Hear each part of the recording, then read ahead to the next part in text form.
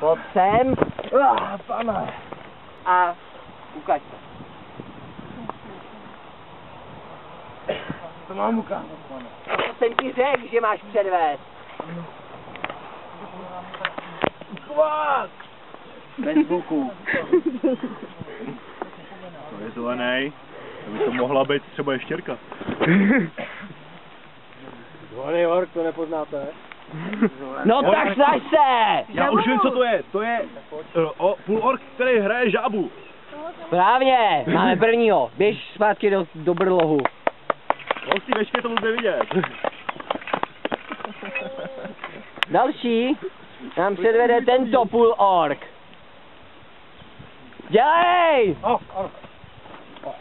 Předveď, co seš. Hej, ty mágu tam nahoře, vidíš? Tam nějaký draký, bude pršet. Jsem ženán. Ork šnipající hlínu.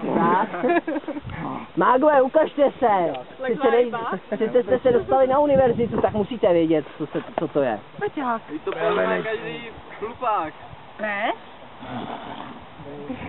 To může nepoznat jenom mág. Jsme zoologii neměli.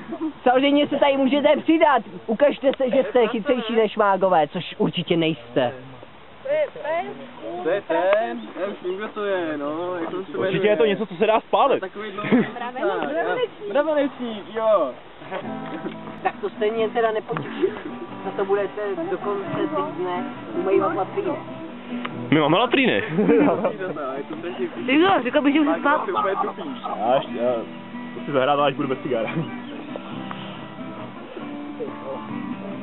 Pořádnou šťopku. Tak já mi to něco má. Jablko. Jablko. Jo, hruška. Mágové, Magička řekla hruška. jste úplně k ničemu. Kdo vás vybíral? To musel být určitě ten Blizzy. To jsem si mohl myslet. Byl to blizy. Semní mágové. Hrozné.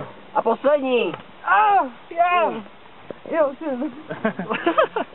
Jemu se to bičování líbí, co? Já miluji, když někdo bičuje mě. Ukáž. Ne.